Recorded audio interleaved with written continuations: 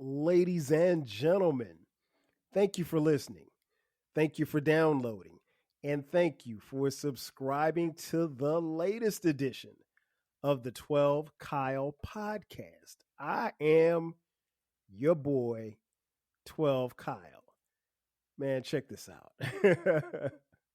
On this episode, what I'm going to talk about is the prime effect. This will be part two. Now, if you're thinking, well, what happened to part one? Part one, actually, I recorded back in December of, I think it was 2022.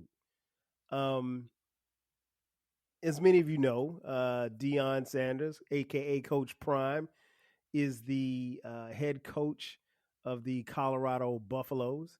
Um, and back then, uh, I did an episode on Coach Prime, and what I wanted to do at the time was kind of talk about my feelings about Deion uh, as he was leaving Jackson State University to take the job at Colorado.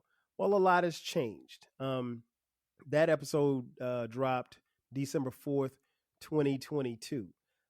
Before I get into the prime effect too, let me go back a little bit and kind of give you a backdrop as to how we got here. Um, First and foremost, and I mentioned this on that episode, and I'll say it again. It goes without saying. I am a huge fan of Deion Sanders. Deion Sanders played his college football at Florida State University, and Florida State University is my favorite college football team outside of my own team, the South Carolina State Bulldogs. Um, Nonetheless, had it not been for Prime, I would not have been a Seminoles fan, and I'm still a Seminoles fan to this day. I would never ever be a South Carolina fan, South Carolina Gamecocks fan, in spite of growing up in the state of South Carolina. Wasn't a Clemson fan. Definitely couldn't have been a Florida Gators fan. Shout out to King Germ, or a Miami Hurricanes fan. To all you guys who are fans of those teams, those teams suck. But I became a Seminoles fan strictly on the strength of Deion Sanders when I saw him play in college back in in the mid '80s, mid to late '80s. So I'm a fan, and I think being a fan allows you to be practical, and it also allows you to be fanatical to some degree, and it also allows you to be critical at times when deemed necessary. And I think I've been a lot of those things and more as far as Deion is concerned. But again, I was happy to see Deion take the job at Jackson State. Deion and his Jackson State Tigers toured through the SWAC conference, the Southwestern Athletic Conference. And as many of you know, in 2021, Deion's team, Jackson State, they met up against my team, the South Carolina State University Bulldogs, which is where I matriculated from and where I played football at. And we played in the Celebration Bowl that was played here in Atlanta. And as many of you know, or maybe you don't know, I'm going to remind you that South Carolina State threw Jackson State down a flight of stairs, and we kicked their ass. I think the score was like 31-10. I mean, it wasn't even close. And nobody gave us a shot to win, but we won. And so Deion bounced back from that. Shortly thereafter, he announced that Jackson State was signing the best player in high school football at that particular year, kid out of Metro Atlanta by the name of Travis Hunter. And all of these people were, amazed and also shocked. And they were thinking, well, why would a kid like Travis Hunter, who had offers from every school in the country, including Alabama and Florida State, turn those schools down to go play for little old Jackson State and Deion Sanders? And so all of that's building up. And then that leads up to the following season in 2022. And Jackson State goes undefeated through the season. And Deion, as I mentioned on that podcast episode, he did an interview with 60 Minutes. And on that interview, he made mention of the fact that if he were to be approached by a Power Five, the bigger white schools, that, he would consider leaving Jackson State. And that interview, set a lot of people off. But, as I mentioned on the first episode, the Prime Effect Part 1 was that, I knew then that he would at least consider it if given the opportunity. So again, I dropped the episode December 4th, 2022. He announced that he was leaving, and when he announced that he was leaving Jackson State, the reaction and the fallout was split right down the middle. I mean, you had a faction of people, a lot of people, who were very happy for him. They were like, okay, well, hey, this is your shot. They wanted to see him shine at the quote unquote big time. And then there were people who were very upset about him leaving, given the fact that he proclaimed himself to be the savior, not just for Jackson State, but for other HBCUs, which I thought was ridiculous because he couldn't speak for my HBCU. He couldn't speak for any other HBCU other than the one that employed him. Nonetheless, Deion moved on. And I dropped that episode right after he made the announcement, but he still had one more job to do at Jackson State, and that was his team, like I said, was undefeated. They were to play in the Celebration Bowl for the second year in a row.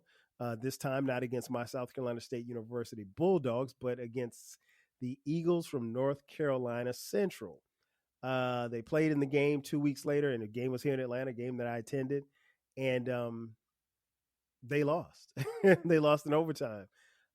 So there was two chances that Deion had at the national championship, and came up short. And like as soon as that game was over, he was on a plane to Boulder, Colorado, to start his new career as the college head football coach for the Colorado Buffaloes. Now, keep in mind, he took the job at Colorado, and Colorado had only won one game the previous season.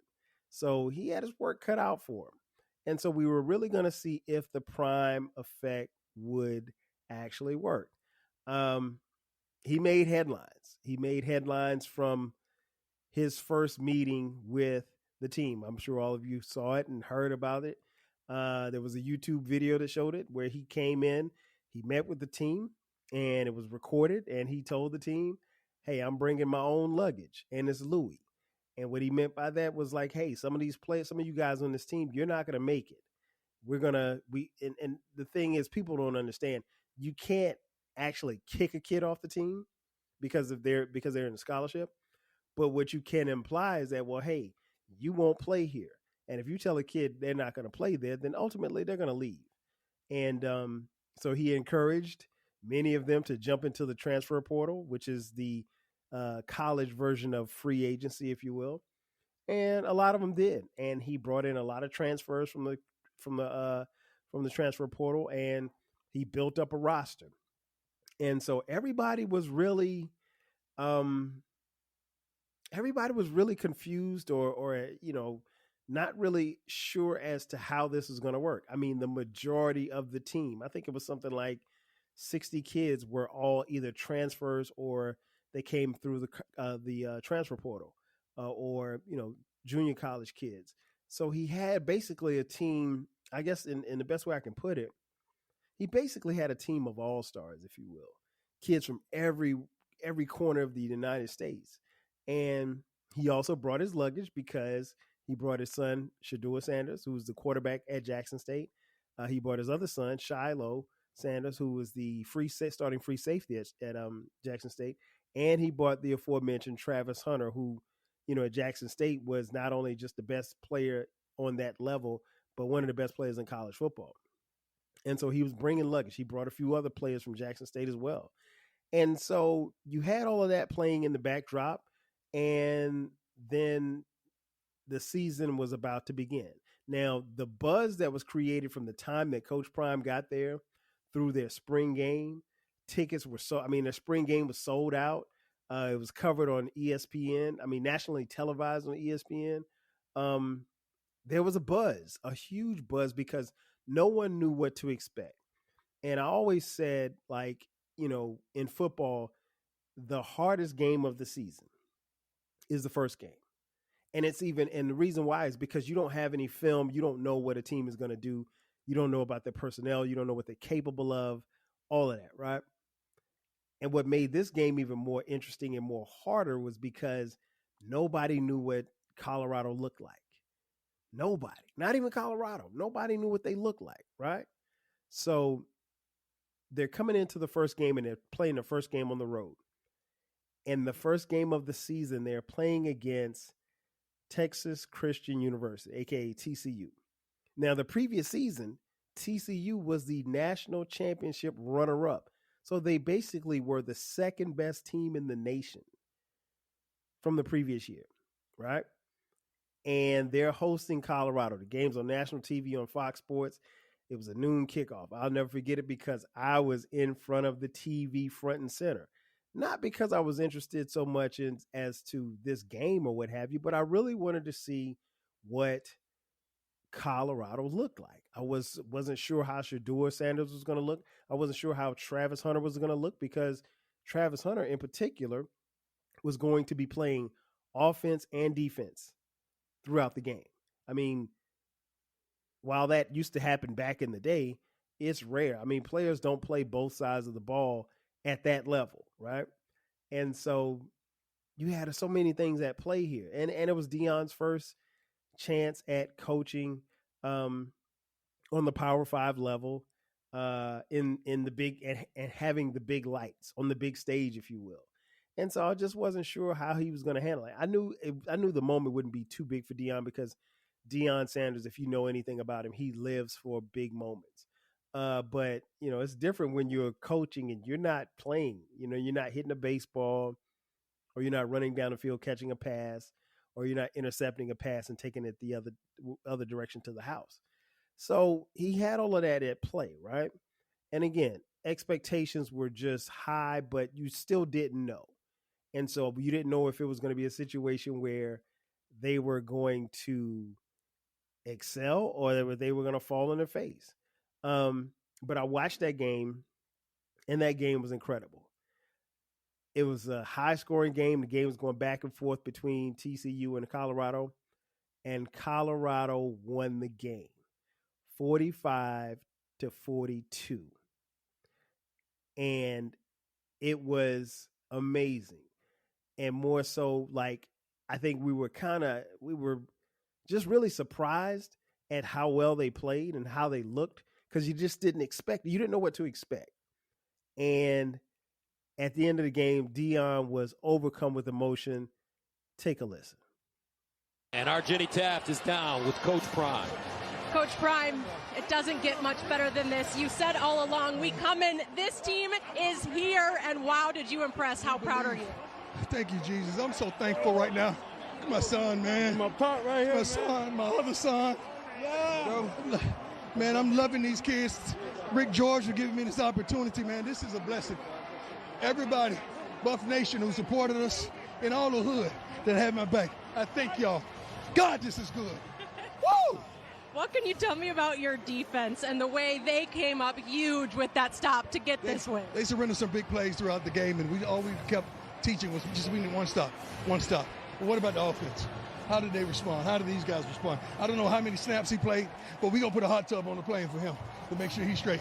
Hey, we're excited because we are heading to visit your home next week, Folsom Field. What is your message to the fans of what we can expect from Colorado? We told you we're coming. We told you we're coming. You thought we was joking. And guess what? We keep receipts.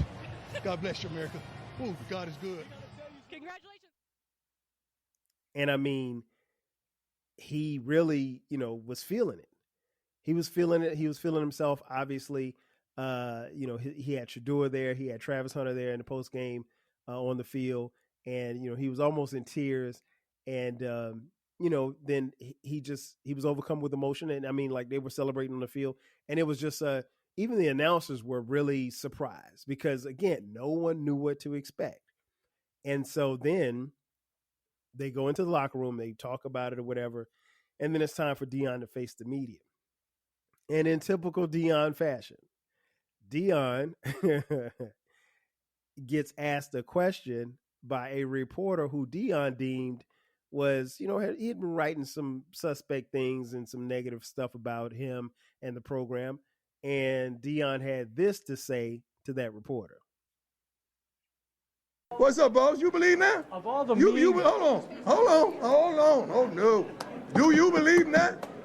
Huh? Who said I didn't believe before? No. I read through that bull junk you wrote down. I read through that. I sifted through all What did that. I write? Yeah, What did I write? Oh, no. Can I ask my question? Do you believe? In what? You don't believe. I do believe. You just answered it. You don't believe. Next question. Now, that was interesting in and of itself because, Deion said that's one of the reasons why they record stuff because Colorado, well, even at Jackson State, they recorded everything. Record practices, they record inside the locker room, they record game day, they record after the games, they record the kids hanging out, all kind. It's like a reality show TV show, excuse me. And the thing that's interesting about that is that while that's not the most conventional way of doing things, it has garnered it did garner a lot of attention for kids who were thinking about going to those schools. So, that was definitely an appeal to go to Jackson State because you're like, man, look, I can, make my brand awareness even higher because if I play well on the field and then, people can see me on social media every day, that makes me more marketable. And that is true. And to some kids, that's an appeal.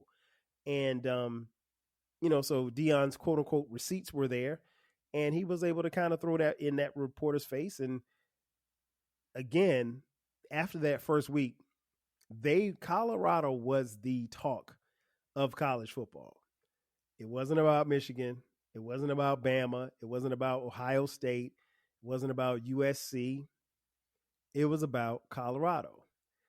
And so their next game was going to be a home game on their home field, again on Fox. And I think it was like a 1:00 kickoff or something like that. And it was against the Nebraska Cornhuskers.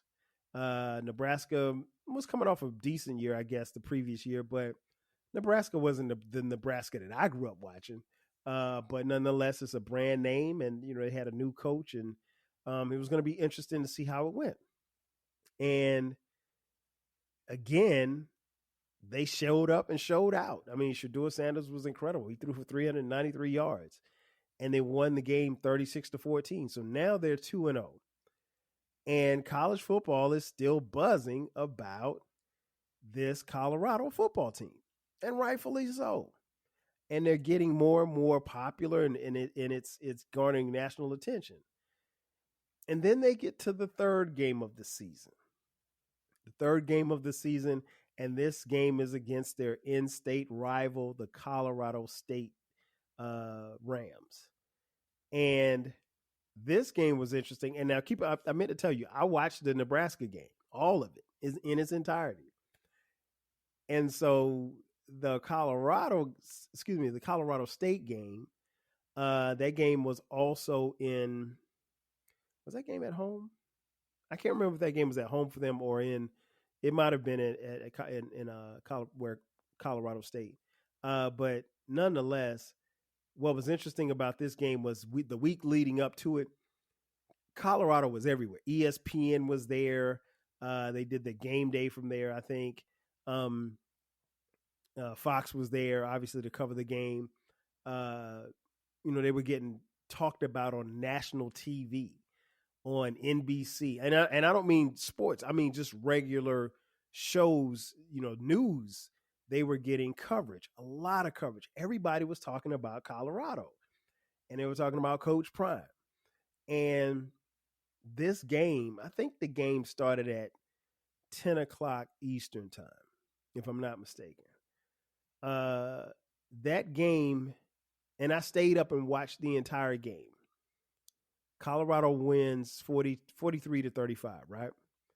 Another crazy game for Shedeur Sanders. He throws for 348 yards. At this point, through 3 games, Shedeur Sanders is seriously being talked about as a Heisman candidate. Travis Hunter is playing both sides of the ball and looking like a baller. He unfortunately got hurt. He got cheap shotted during that particular game and got knocked out of the game. But that game went off TV at 2 a.m. Eastern Standard Time. And the thing that I remember about that Colorado State game was that everybody and their mama that I know was on social media, whether it be Twitter, IG, or Facebook. Everybody was talking about that. Tweeting, texting through that game. And There's no way. And again, I'm a huge college football fan. There's no way that I'm staying up to watch a college football game at 2 a.m. But I was there for Colorado State. And it was dope, man. I couldn't I it was a really good game. And not only was it a good game, but we were still interested to see how long this wave would continue to rise. And after they beat Colorado State, man, people are talking like this team is possible that it would be that this team could possibly go to the national title game, or at the very least, people were saying that this team could be a bowl contender and that they could possibly make some noise in their division, which was the Pac-12, which now is the Pac-2, but that's another story for another day.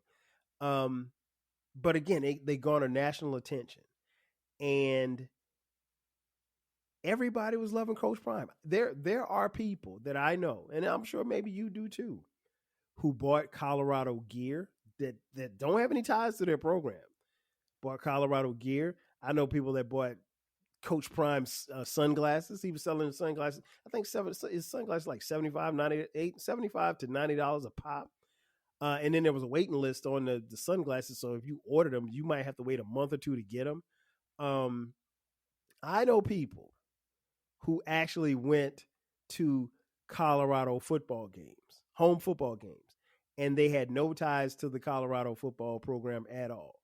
And of course, if you watched any college football that particular year, particularly early in the season, Colorado's football team was like where everybody wanted to be. And celebrities, athletes were littered on their sidelines. It was nothing for you to look over there. And I mean, it was almost like going to a New York Knicks game in Madison Square Garden and you're just looking around and you're seeing celebrities, or going to a Laker game and you're seeing celebrities all throughout Staples Arena, sitting courtside. That's how it was. And these people, these celebrities and athletes were literally on the sideline within a stone's throw of Coach Prime. I mean, I remember one game, the whole Wu-Tang Clan was on the sideline pre-game. And so when you have that type of thing going on, everybody loves a winner, right? Everybody wants to be a part of it. And you were just uncertain as to how long it would continue, but the wave had become a tsunami. And it was all about Colorado football at this point. And then it's time for Colorado to play the Oregon Ducks. They had to go to Beaverton, I think, to play to play Oregon. Oregon, I think at the time was like a top 5 team. And before the game, in their locker room with cameras rolling, coach of the Oregon Ducks, Dan Lanning had a few choice words for Coach Prime and Colorado. Take a listen. Rooted in substance, not flash. Rooted in substance. Today, we talk with our pads. You talk with your helmet, right? Every moment. The Cinderella story is over, man. Right? They're fighting for clicks, we're fighting for wins. There's a difference, right? There's a difference, right? This game ain't gonna be played in Hollywood, it's gonna be played on the grass, right? It's gonna be played on the grass. Let's go.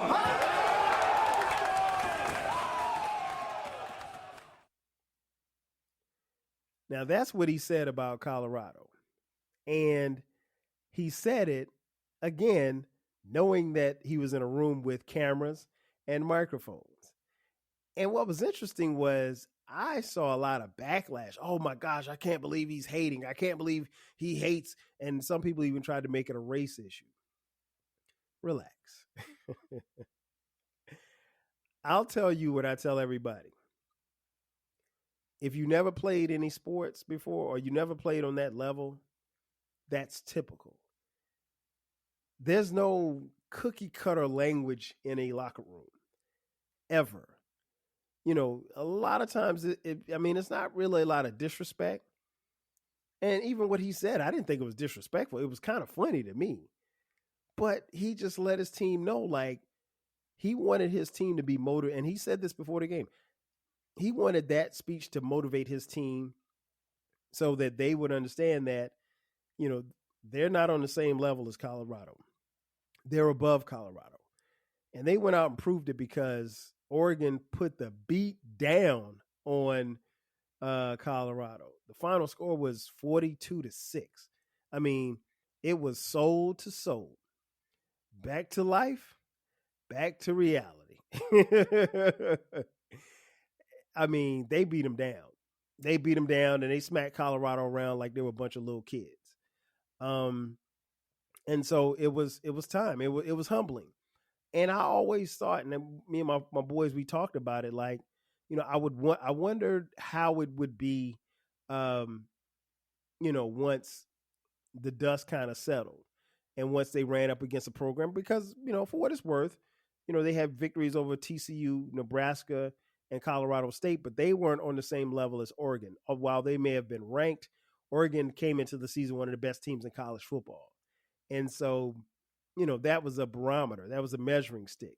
And they knew that they were going to have to pass that test. And not only that, but they'd be playing USC the following week and playing up against the returning Heisman Trophy winner, Caleb Williams. And so, Colorado knew they had to cut out for them and everything like that. And they beat the hell out of Shedeur Sanders. Deion's son got thrown around like a rag doll at quarterback. And they went to send a message to say, hey, you might be good, but you ain't that good. You might be big, but you ain't big enough. And so they sent a message. And so the following week, Colorado has to play against USC. Now it was a closer game, but they lost 48-41. And so now as a team, you're kind of reeling. And what one thing I always try to pay attention to is, when teams start to lose, do they stay together? Do they stick together? Or do they start looking around, pointing fingers, fussing at each other, that kind of thing? Because, losses can expose your, weaknesses. And so after the USC loss, they beat Arizona State 27-24, and they hosted the Stanford Cardinal, playing a game I never forget. I think it was a Friday night game, and they were playing, again at home. And I'll be honest, they were favored to win this game, I think by 14 points. Like, Colorado should have blown Stanford off the map. And for the first half, they did. That game the score was 29-0 at halftime. Colorado could do no wrong. But you all know that there's 60 minutes in every game. Can't play 30, got to play 60. And what ended up happening was they played 30 minutes as opposed to 60. And that first half, Colorado looked flawless on both sides of the ball. I mean, like, they couldn't be stopped. But what happened was, again, you have to play the full 60 minutes. And they ended up losing that game 46-43. And I think that's where Colorado lost the season. I truly believe that that's where everything kind of went downhill. I think they still, I don't know, maybe in their heart of hearts, they probably thought that they could compete with USC and Oregon. And they did. Well, I mean, they competed with USC. That game was close. Oregon smacked them around. I don't think that game wasn't close at all. But it gave them some perspective. And again, you come back the following weekend, you play against Arizona State and you win. So you're in good shape. You only have 2 losses at the time. And, but that was kind of like a wake-up call. But to lose to Stanford was huge. And we started seeing chinks in the armor of the program, I think. I don't think Deion and his staff was coaching the same. I don't think the team was playing the same. And I started hearing things about the program. I started hearing in little sound bites I'd hear from Deion Sanders. It would sound, because at this point in time, in these losses, in particular, Deion Sanders was taking a beating. He was the most sacked quarterback in college football. Now, what's interesting was statistically, he was one of the best quarterbacks in college football at the time, but he was getting sacked 6-7 times a game and getting hit repeatedly. And that stuff takes its toll on your body, and it takes a toll on your game, because as a quarterback, you don't want to stand in there and keep getting punished. And it became clear that the weak link of the Colorado football team was their offensive line. And, but what can you do? You can either coach them up and get better, or you can start pointing fingers. Now, the one good thing, I think, that happened that weekend that they lost to Stanford was, they still got even more recognition. In spite of the devastating loss, they were actually praised and spoofed on Saturday Night Live. The game happened Friday night. Saturday Night Live actually did a spoof of them on the Weekend Update with Colin Jost, the host of Weekend Update, along with Michael Che, and Keenan Thompson played Coach Prime. And this skit was hilarious. Take a listen. Well, one of the most exciting stories in college football is the Colorado Buffaloes, who have had a remarkable turnaround thanks to their coach, two-sport legend Deion Sanders. Here to comment is Deion Sanders. What's up, Colin? What's up, Che? What's up, man? Like that black dad joke. Prime time in the house. You know what I'm saying? We just keep winning, man. Every game, every minute, we winning at life. Yeah. Well, you're also 4-3, so so you have lost a few.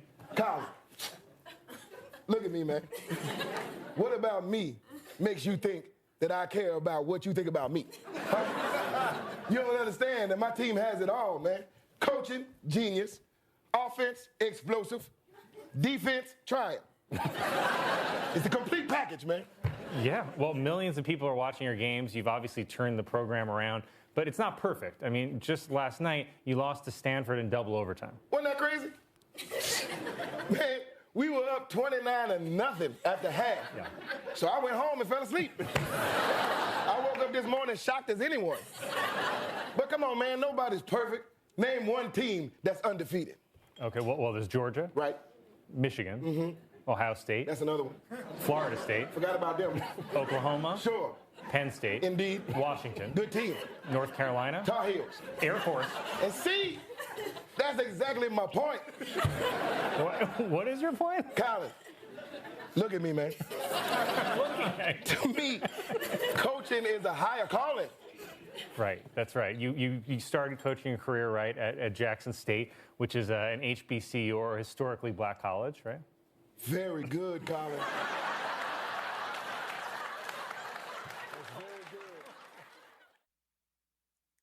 Now, the good times would not last after that. Colorado would go on to lose their next 5 games after the loss to Stanford. They lost to UCLA, Oregon State, Arizona, Washington State, and Utah. Deion Sanders would eventually be knocked out for the last 2 or 3 games. He had something wrong with his back. I think they said he had a broken bone in his back, his lower back. And after the Cardinal loss, I think, or even before then, like I said, there was some chinks in the armor. And more specifically, I think what we started seeing was what we call daddy ball. Now, I can't take credit for that. I got to give credit to my man Big Larry from South Carolina State. Big Larry, he said that in our group. He said that Coach Prime is playing daddy ball. And what I mean by that is when a father who's coaching his son is strictly looking out for his son and his son's well-being and really forgetting about the team. Maybe even treating his son a little bit better than he does the team. Now, in this dynamic, Coach Prime is the coach. He's the head coach. He recruited every kid that's on that. Well, not every crew, but he signed off on every kid that's on that team to be on that team. And the star quarterback is his son. And you can't have preferential treatment for the son just because he's the star quarterback. And I remember him saying something in a press conference. He was like, we got to make sure we protect Shedeur. We got to take care of Shedeur. We got to make sure he's upright. And while that doesn't sound like a lot, it does also sound like a guy who is concerned about his son, and you're forgetting that there are 90 other players on the team. Football don't work like that, Coach Prime. It just doesn't. And so I saw a lot of finger pointing. Saw a lot of, there was rumblings of jealousy. There was rumblings of, preferential treatment. Now, whether or not that stuff ever came to be true, I'm not sure. I'm sure we'll find out one day. And then Coach Prime did the unthinkable after a loss. He threw his offensive line under the bus. Take a listen. Coach, you mentioned the coaching aspect of it as well. Yes, sir. Specifically with the offensive line, I mean, what has to improve in that aspect besides from the line has improved. It ain't no aspect. The line has improved. Coach, we talked about run-pass balance a lot. Yeah. I think it was up until that last drive, you had maybe 7 carries with running backs, you had like 34 passes. Yeah. How much of that is a struggle for you guys right now? Well, it's a struggle to run the ball. It's a struggle to run the ball, and we got to figure that out, because now you're one-dimensional, and it's easy to stop a team when they're one-dimensional, and that's who we are at this point in time. Could follow up on that? Could being able to commit to that? You talked about running. Commit to what? Running the ball. Could that help? I think we committed to it on a first down, and we was 2nd and 15. Right. Those are the type of things you don't want to do and get behind the 8 ball. First downs are so vital. In terms of the big picture, trying to keep Shedeur upright, healthy, and overall. The big picture, you go get new linemen. That's the picture, and I'm going to paint it perfectly. You can't do that. You can't do that. No matter how bad things are, and the offensive line was bad. We make no mistake about it, but they also abandoned the running game. So if you open up the game and you're throwing the ball 50 times a game, then yeah, your quarterback's going to get hit. I'm sorry. Your quarterback's going to, especially against that offensive line. But instead of criticizing instead of criticizing the offensive line, what you have to do is take some type of accountability and say, hey, we got these guys here. We're going to keep coaching them. We're going to keep making them better, or keep working with them. I mean, maybe you design plays to get the ball out of Deion Sanders' hands faster. They even went as far as to demote the offensive coordinator and have somebody else come in and call plays. Which I don't necessarily know that I've heard that. I'm sure it has happened in college football. We see it happen from time to time in the pros, but when you get demoted like that as an offensive coordinator, your job is done. Like you're not going to stay there. Your job at that particular school is over. And it was panic mode. I think Coach Prime panicked. I think he didn't have any faith in the offensive coordinator. He didn't have any faith in the offensive line, and he chose to blame, them. But let's be real. Colorado couldn't stop anybody on defense either. I mean, the defense was terrible. They couldn't get sacks. Teams ran up and down on them because they were kind of small up front. And I think part of the problem that Deion had was in his recruiting and his bringing in of talent, skill guys he got the Travis Hunters. He had dope receivers. He had pretty good corners. Secondary was good. But the thing that you have to remember about football is a very simple sport. And I speak for someone who played, from Little League all the way through college. And one thing my dad taught, he coached me as well. One of the things he always told me when I was like 8, he said, football is a simple sport. He said the team that blocks the best and the team that tackles the best and the team that doesn't make mistakes, that's the team that wins. And that happens. It happens every Saturday, every Sunday. The teams that block the best, that tackle the best, that don't make mistakes, those are the teams that win. And Colorado couldn't do that. They couldn't block, they couldn't tackle, and they made mistakes. And Shedeur made mistakes, and Coach Prime made mistakes. And I think the thing that was always interesting was that everybody was kind of looking around. And sometimes you got to look in the mirror. So the question was thrown to me, and the reason why I did this episode, the prime effect. Did it work? It really depends on who you ask.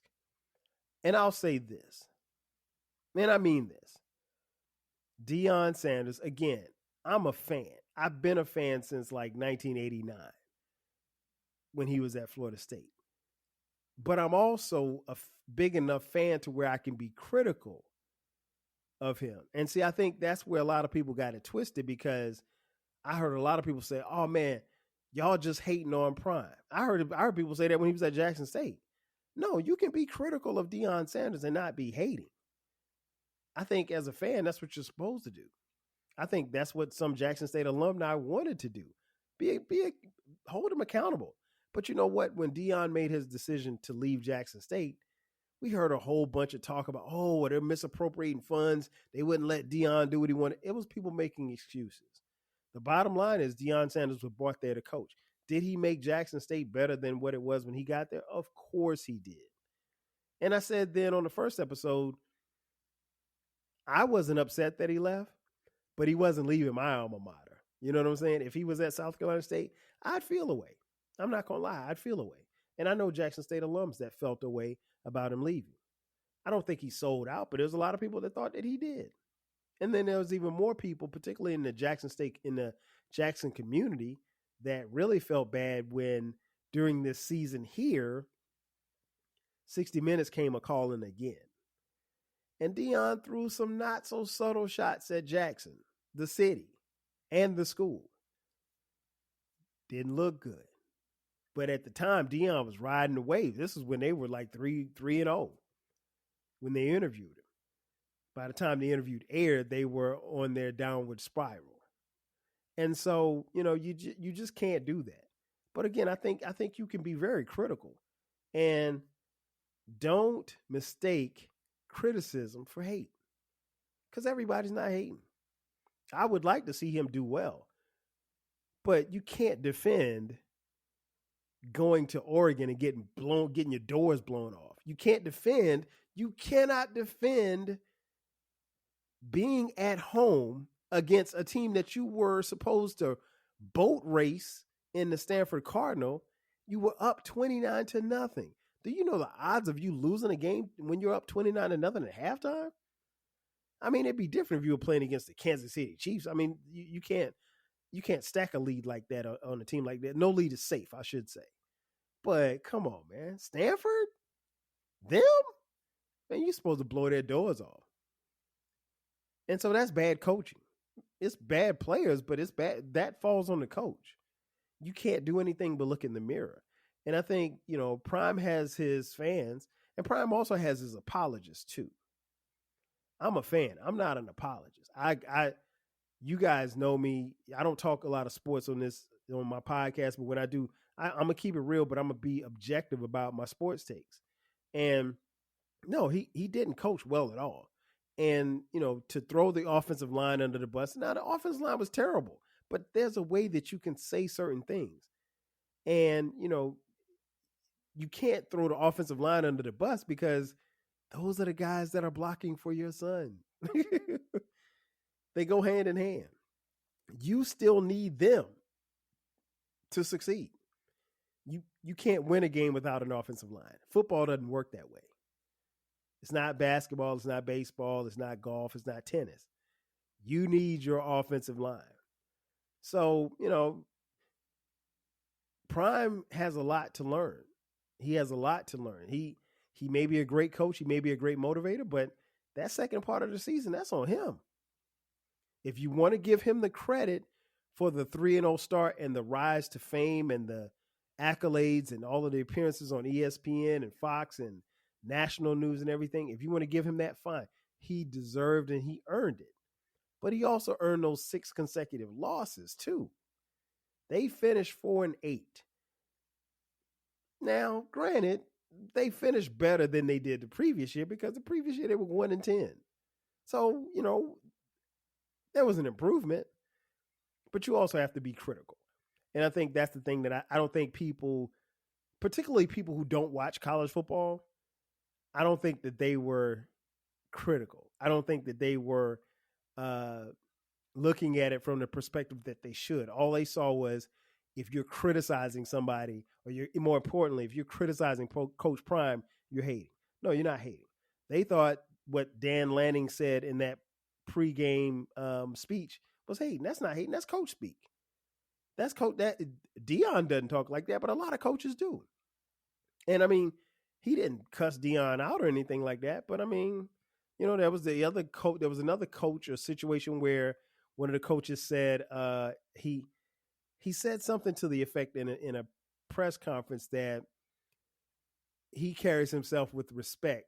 He takes his hat and his shades off when he walks in a building. He was raised the right way, which was to insinuate that Deion wasn't, because Deion's in the press conference. He's got his hat on. He's got his shades on.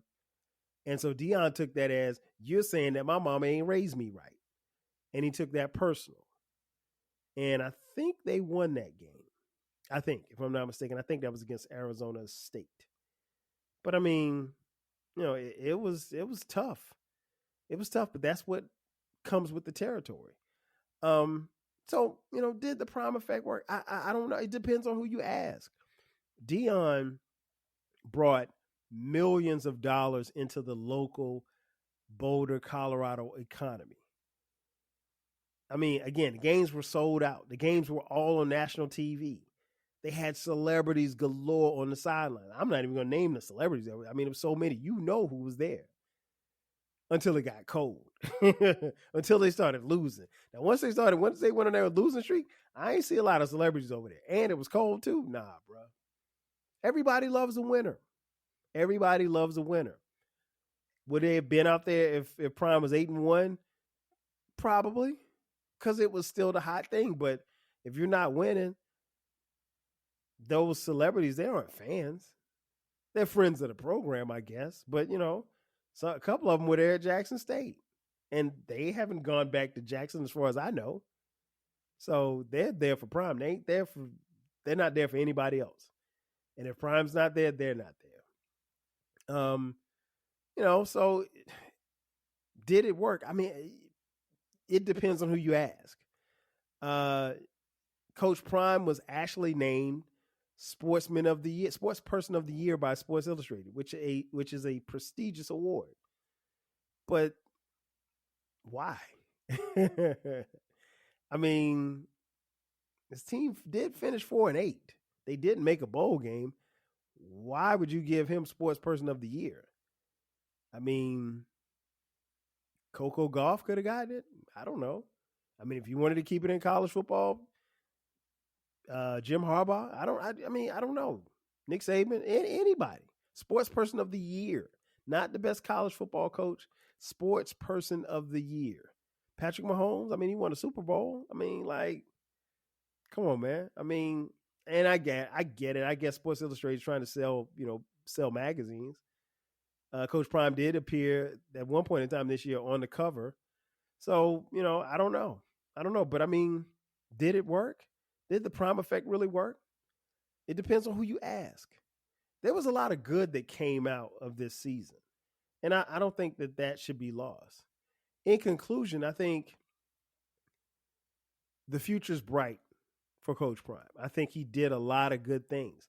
I think he set a precedent for, you know, the way that he handles social media and putting the image and the brand of Colorado football on the map. And I think he's given other universities and schools templates to follow. Maybe not as much on social media, but, you know, at least to do certain things. He's made that be somewhat of a reality show. I mean, like, their YouTube channel, there's content up damn near every day, even if it's just the kids hanging out in the cafeteria or on campus. And it's shot and filmed by his oldest son, Bucky. And so, you know, he's kept it in the family. His family's been there. And of course, Deion has battled through, you know, physical conditions with his toes. I think he had 2 toes amputated. So he always says he's 8 toes down. And he's fought through that and come out on top. And I'm rooting for him health-wise that he continues to prosper. But, you have to be honest with who Deion Sanders is, who Coach Prime is. He's a salesman. He sells himself. He sells his brand. He sells the university. But more importantly, he's always going to sell himself. And he's always going to bet on himself. And so I don't think it would be fair or smart to bet against him. But I will say this much. The honeymoon is over. Next year, Colorado should be better than 4-8. His sons are both coming back. Travis Hunter's coming back.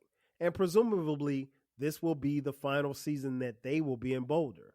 The question I have is, especially if we're playing daddy ball here, what's going to happen when they leave?